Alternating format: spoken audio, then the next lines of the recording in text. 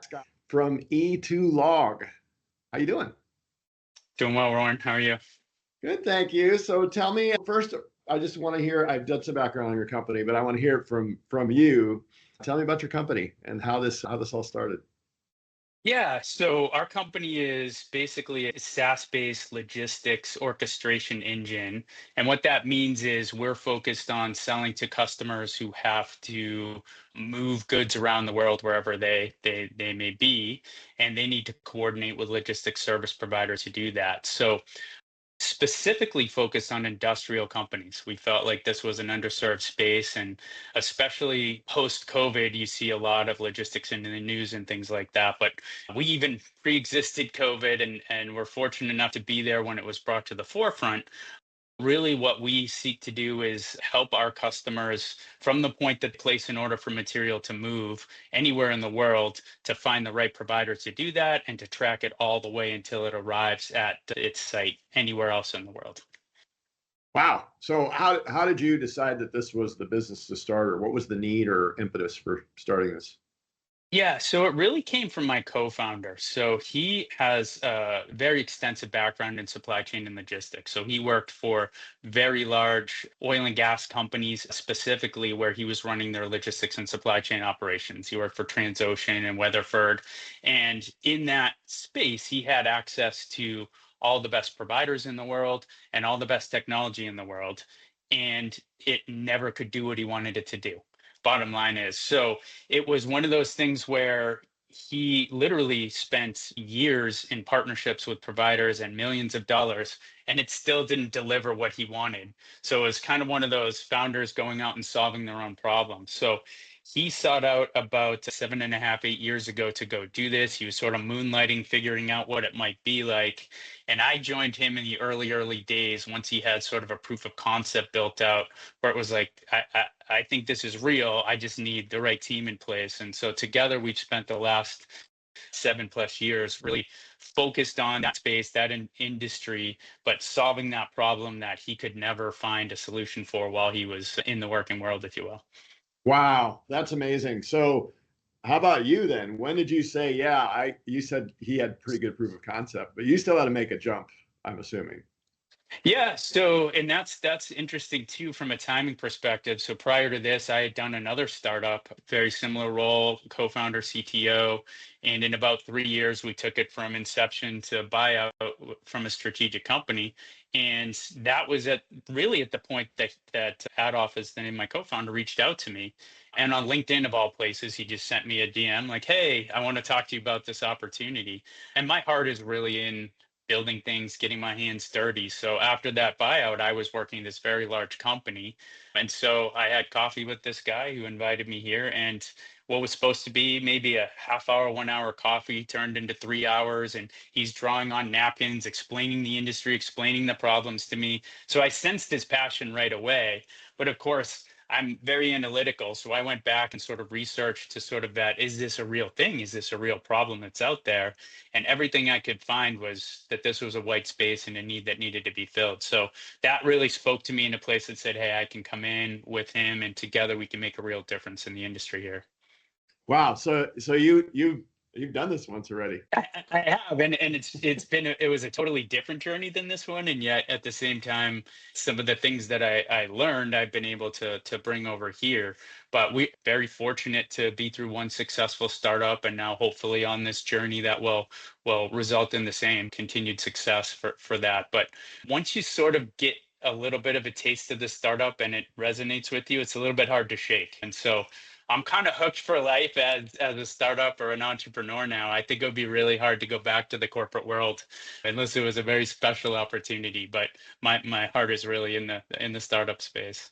So what do you love? What do you love most about a startup? It's just that every day is a different challenge, right? And I sort of use this analogy with people that when we hire them in, it's if you've done anything with sports, it's a little bit more, say, a basketball team than maybe a football team, right? And what I mean by that is in the basketball court, you have 5 people. And if, any one of them is having an off night or a bad night, you're in some trouble. Football, you got 11 guys on offense, 11 guys on defense, special teams. You can kind of hide a little bit more in that space.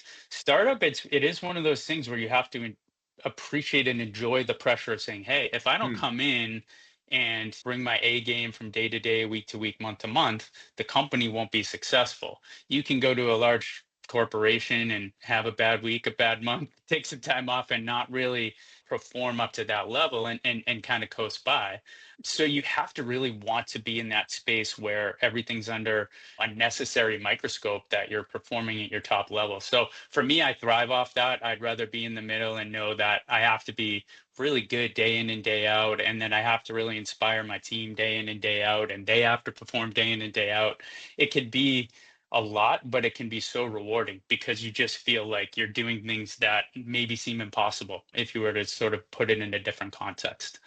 I like it. So if you had to give some traits for people that want to do a startup, what would those be? If you had to describe them, like 3 things that are non-negotiables for a person in a startup situation. So I'll say the first one, and it is a far leader in anything, is grit. Grit is the biggest thing. You have to grind, you have to fight against difficult things, you have to do more with less day in and day out, and you have to overcome obstacles all the time. And I think a lot of great ideas fall short because the teams lacked the grit to actually fight through adversity and things like that. So I think that's, for me, number one is that. Number two is basically be willing to learn every day, right? If you come in thinking you have all the answers, you're also going to fail, right? You may have a great idea and you may think this is how everything's going to work. But if you're not open to what you're getting from your customers, what you're getting from the market, what you're getting internally from your team, if you're not listening to those things and adapting as you go, you're also not going to make it. So you have to really be able to learn. And then the biggest thing for people that come and join that is just trust or empowerment. And those things are a little bit interchangeable, but you really have to be in a place where you are empowered and you run with it, and you have to trust the people around you to do things that they've been entrusted with, right? So we work in a very high trust environment. I have people that I'm giving things to, and I'm just like, I know this is a hard problem. I'm going to trust you to solve it. I'm here to support you. It's very different than, hey, tell me what you're doing today. You monitor close up. There has to be a lot of high trust in the startup world where you're kind of, the team's doing things that they've never done before, but you have to trust that you built the right team and that they're capable of doing that. No, I like that. I was going to say scrappy. You went with grit. So Scrappy, I think... grit and scrappy. Yeah. That's pretty similar. But it's I would say that is the defining trait of really, really successful organizations, because you just end up, it's inevitable you will face adversity. I mean, maybe there's a few startups here and there that, oh, we made a unicorn and we never had to do anything hard. It's super rare though. Most of them are going to hit adversity. What do you do when that happens? Are you able to fight through? Are you able to make tough decisions? Are you able to make sacrifices? All those things go into the survival side of that. Yeah. And if you really, I also feel like if you've got to have a real passion for what you're trying to accomplish and for solving problems and for the big vision of what this is going to become, because the having the why really, really solid when you start is necessary for the hard days. Mm-hmm. For sure. And I think the understanding of everybody at why they're part of it, the start with why and why are we solving this problem, getting people to believe and be passionate about it is true. I think many people romanticize the idea of a startup, and we've had a lot of people that have come in, haven't been a fit, and have gone out because they had this romantic idea of what it was, but they didn't buy in fully into the idea of why are we doing this? What are we really trying to solve? They just had maybe this misunderstanding. Oh, I can come in at this cool startup phase and we'll go on a rocket ship and I'll be in the news someday saying I built that or whatever. And yeah, sure, there's stories like that, but that's not, especially in the early days. You really have to focus on your core idea. What are we doing? And you can pivot around it, but that why always has to sort of be at the center of why are we solving this problem? Who are we really bringing value to, and things like that. I love it. Okay, so tell me, if you could do one thing over differently, what would that be? and why? Yeah, I don't know that I would do anything totally different. If I look back and say, what did we probably do at the wrong time or in the wrong way, it would be some of the things we did around thinking we were ready to scale before we were. And what I mean by that is we took an investment and felt like, all right, let's put a big go to market engine around this and we're off to the races. And I think what we found pretty quickly was we didn't yet have a mature enough understanding of the value that we were bringing to our customers in a way that we could articulate it, number one. And number two, we didn't know who the right people were to even sell to our customers, let alone what our customers' ideal profiles were and things like that. So very, very early, we had some early success. We felt like, all right, let's go scale. And then we ended up wasting a lot of time and money on the wrong channels, the wrong events, the wrong all sorts of things along the way.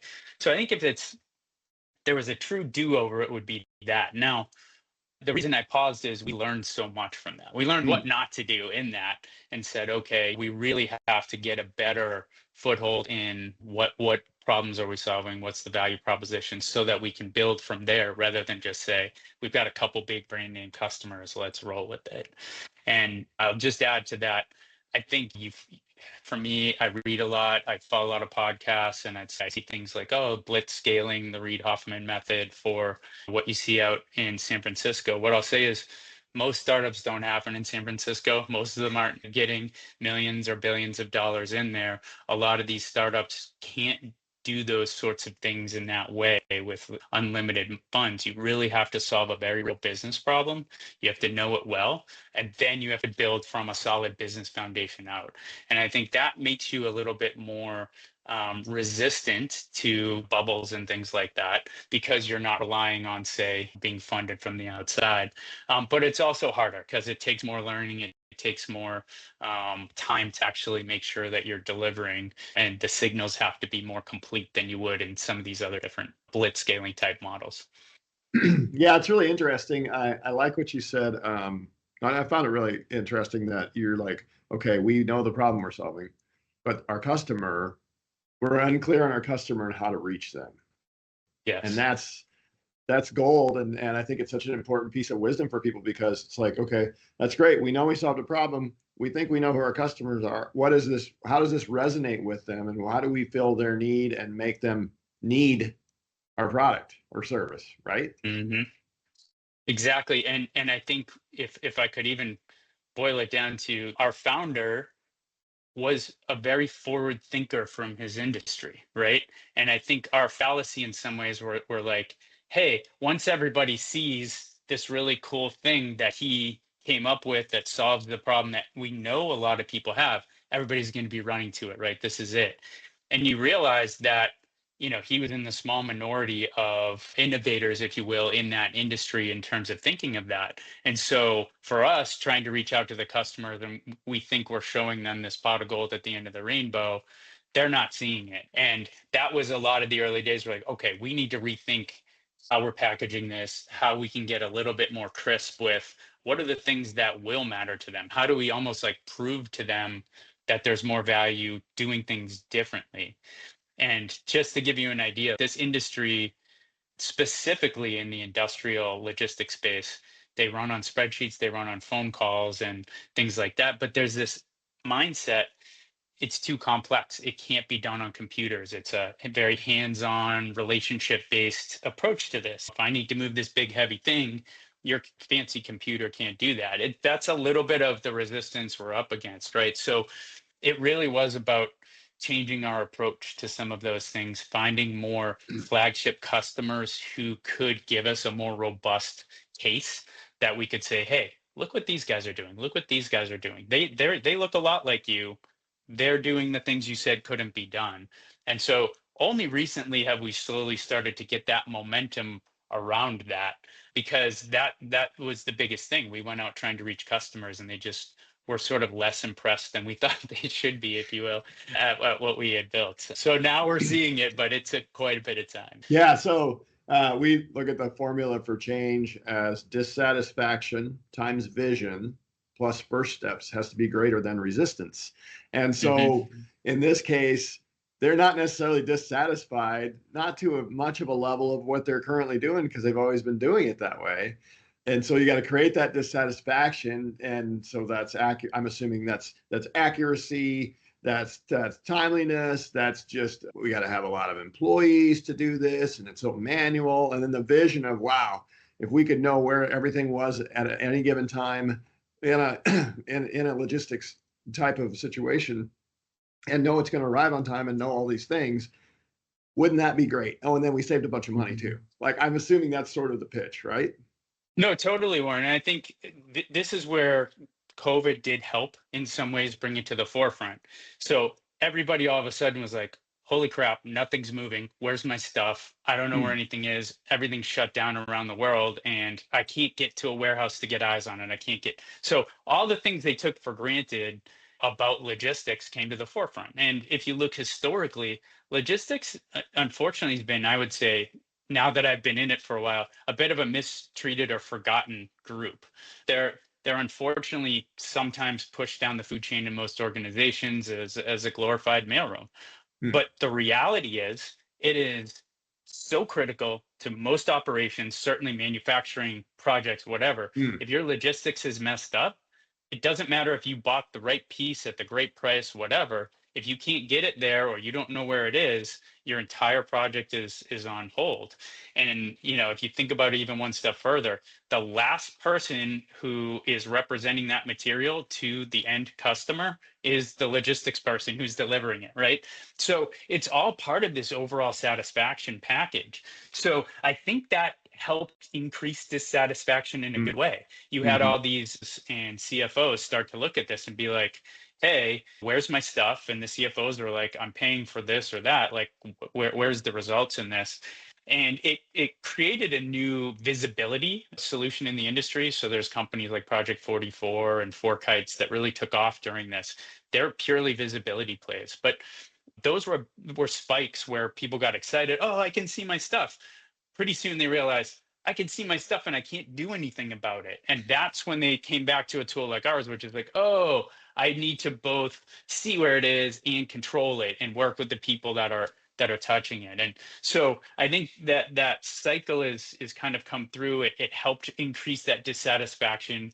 And I would say the people that are the decision makers have moved around the tool that we're selling, have moved from the logistics people only upstream into the C-suites, right? So now you see the chief digital officers, the chief financial officers, the chief operating officers care a lot more about logistics and about supply chain than they did prior to COVID, and really even over the last few years. I think it's out of the news, but we see it heightened as like, this is really a differentiator for certain businesses to compete out there. Yeah, that's great. Yeah, you think about controlling costs even is a real thing, because if you have a product and it's sitting in a particular space and it slows your manufacturing process or slows whatever process that's time is money. Yeah. So I was thinking about this. It's a little bit like Uber, right? So we didn't know, we had taxi cabs. There were ways to get around. It's like we could do it. It worked fine. But then all of a sudden it's like, holy crap, I know exactly where my car is, what it looks like, who's driving it, how long it's going to take me. I don't have to call anybody on the phone. It's like, this is revolutionary. But until we saw it as an opportunity, we didn't even know that we needed it. And furthermore, what you did is you brought additional supply that you didn't know about into the network to be more competitive on costs. And that's one of the biggest things in our industry. Uber is a great example, because right now, historically, the business is run not exactly on taxi cabs, but it's all run on contract rate models that people negotiate up front for a multi-year period. And on the other side, that company who's giving you the rates, you may negotiate the best you can. They're building in a fudge factor. They're looking for, oh, what if gas prices rise? What if there's trade wars in this part of the world? So they're hedging and putting on all this fluff into there to make sure that they make their profit. if you look at the Uberization of this, it is also bringing in a network of competitiveness. And that's one of the things that we've done. I think that's a little bit different is not only are we orchestrating the end-to-end process where you can see where everything is, but part of what we do is introduce the option for marketplaces. So you can do your contract rates if you want, but you can also shop around and say, hey, is there somebody out there who'll move this for cheaper? And we've seen massive benefits to our customers in the order of 15-20% savings on what they were doing by going to these spot rates and things like that. So that's a mindset shift for this market, especially in industrials, to say, oh yeah, I really like to lock in my costs, but you're leaving a lot of meat on the bone there if you're doing that. And so figuring out a way to do both of those things has really started to open some doors from a cost cutting perspective, but also performance perspective. The other thing is once you lock in a contract, like imagine the taxi cabs, right? They're not incentivized to perform well. Once they've got it, you know what you're going to pay.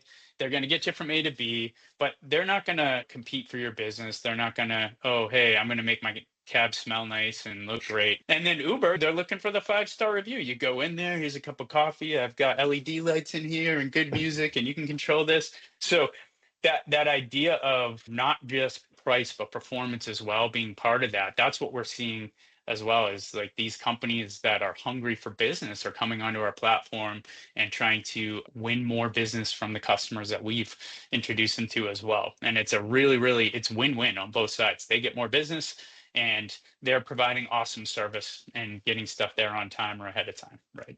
That's beautiful. Yeah, you don't, instead of the driver who hasn't showered for 3 days, eating Funyuns in the front seat, listening to loud music, you actually get a good user experience. That's worth a lot. Exactly. It totally is. It totally is. And we, just so you know, Warren, like when we were building this, so I didn't come from the logistics space. I knew nothing about logistics. So when I come in, I'm with my co-founder, we're talking about how to solve problems. And he's like, oh, I want to do it this way. And I'm like, that's interesting, but what if we do it this way? And I'll bring in something from an Uber or from Amazon or from whatever else. So I'm bringing in a little bit of a, I don't know why you did it the way you did it, but this looks like a problem that we can solve in a different creative way, right? And that's been a good part of our partnership and the product building for us as well, has just been being able to bring new ideas into an old business, if you will. I love that creative thinking, and it's funny how once we're in a thing for a period of time, then we can get a tunnel vision on how that's supposed to work versus creative problem solving. And I did this in former companies. It's like, okay, if we broke this down into little tiny pieces and we built it again, will we build it the same way? Because if the answer is yes, awesome. But if the answer is no, maybe we should break it and then rebuild it again.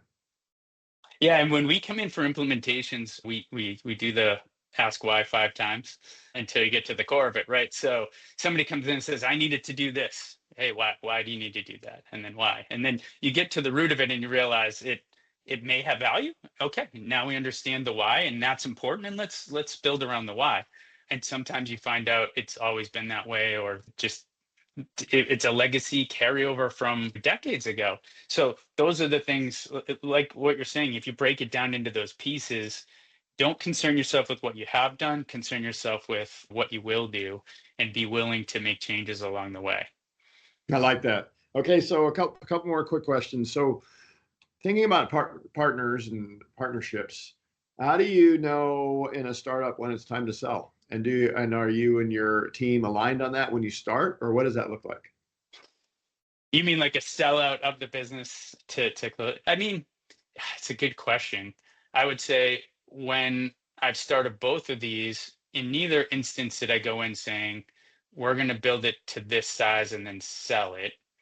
I think if I go back to the prior company, I would say there was a little bit more of that with my other co-founder, where he said, I think we can build the business to here and find a buyer, and then they'll take it from there. And it was a little bit about knowing the limitations of what we had access to from a capital, from a resource perspective, and saying, we can build this to this level, it'll be good. This business, we said we would like to run it for the rest of our lives. That said, that you have to be open to those ideas to say, hey, is what we're building working the right way? Do we need to maybe partner with somebody else, bring in a strategic partner or a larger investor to help infuse, whether it's capital, whether it's other types of network resources and things like that. For me, I'm not here in this to try and make millions of dollars and retire early. That's not why I'm in this. I'm in it to solve problems and work with people I like to work with and do hard things every single day to make a difference, right? And I think that's where like figuring out how to match that up with, hey, this is a good opportunity where like we've sort of hit the maximum for what we can do as a group, and maybe there's another group that can do this better, or there's people that are there. So I don't have a clear answer for you. I would say for any business going out there, I think self-awareness is part of it. Hmm. Figure out why you're in it or whatever.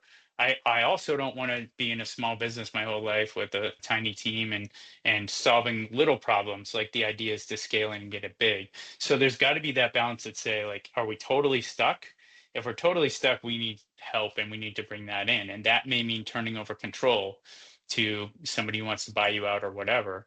To get to that level, you early on, and I learned this in both companies, you really have to be willing to talk to strategic partners early on, even before you're thinking of selling.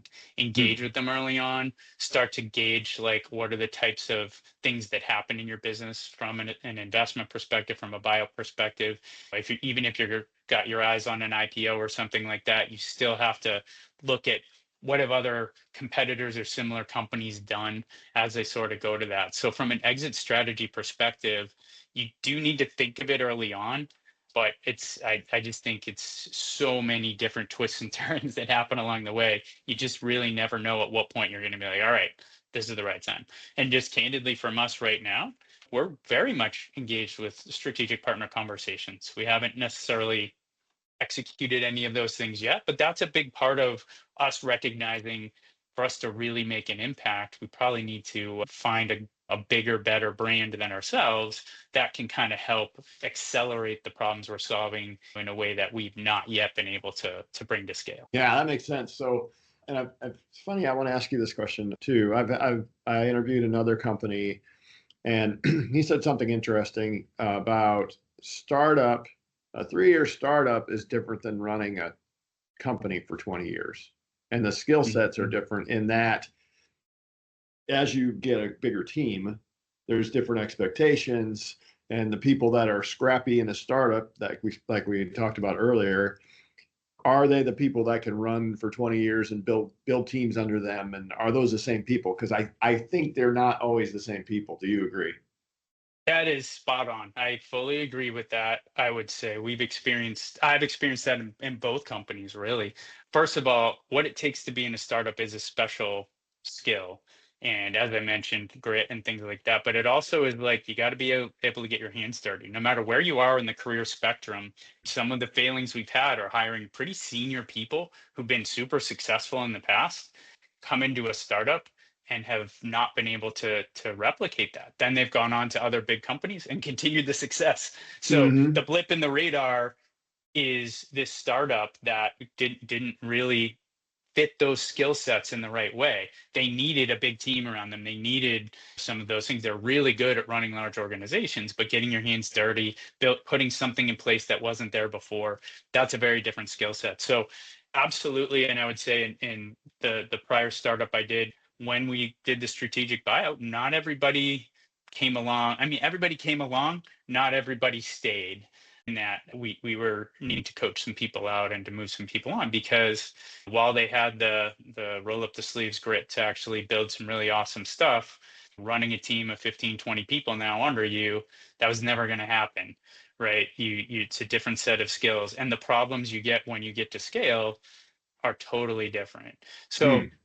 100% it's different skills. And I think at any point, even as you're scaling and building, you have to look at, we even talk about like there's E2log 0.1, there was E2log 1.0, and we're nearing E2log 2.0. And as we look at those things, we say, who fits, who doesn't fit in that? Just being honest with looking at the roles that are going to be needed for that next phase. We can't just port somebody over because of a title or because of the history or because they've been a good performer in the past. We really have to objectively look and say, we want to set everybody up for success. What does that look like in, say, E2Log 2.0 or whatever it is? I think any founding company that scales up is going to hit those same problems. And you really have to take an objective look at it, which is very difficult, especially when you're very close with the team and there's a lot of overcome challenges that you build very close relationships with people and you want everybody to kind of grow. But you just being candid with them is that sometimes you have to say, hey, you don't have these skills. You can't run this team here. And it's tough conversation, but it's the only way you're going to succeed at scaling. I like it. Okay, thank you so much. So this has been great. So last question, do you have a favorite quote or a piece of wisdom that your go-to that you really like, resonates with you? Wow, that's so big. And I think for me, it's, if I can, it would come from my faith. And for me, when the going gets tough, it's Proverbs 3:6, and all your ways acknowledge God, and He will make your paths straight. I think for me, that's a grounding piece of, just peace that comes from just not getting overwhelmed. And if I could just look back on the times that were the worst for me was, in some of these startups when you're grinding, you're working 70, 80 hours a week. I'm not seeing my kids as much as I want. I'm not being able to be a good husband and father in the way that I'd want to be. It wears down on you. And so sometimes for me, it took this whole grounding to be like, all right, let's just focus on the step in front of you, right? And that's kind of what that whole passage is talking about. It's just just you keep going on the straight path. Don't veer off and chase these things. What the right answers are, as long as you stay true, morally, ethically to these sorts of things, everything else will fall into place. And for me, that's kind of like a guiding principle for my life has been that. And it's, saved me a few times in these most stressful points. That's where it's been I found the most peace getting back to there. And that's really been the way that I've been able to kind of push through difficult situations and kind of stay focused on the straight and narrow, if you will. So I think it's portable beyond a lot of different situations. But yeah, for me, that's been really, really important. I like that a lot. Thank you for sharing that. Yeah. He'll make your path straight. That's beautiful. Yeah. Acknowledge him too, obviously. So that's a piece of it too. Yeah. That's great stuff. Thank you so much, Mark. I thoroughly enjoyed it, and I just wish you all the best in your continued success. And I just can't wait to see how this thing continues to build out. Awesome. Thanks for the time, Warren. Good talking with you. Really appreciate it. Cheers.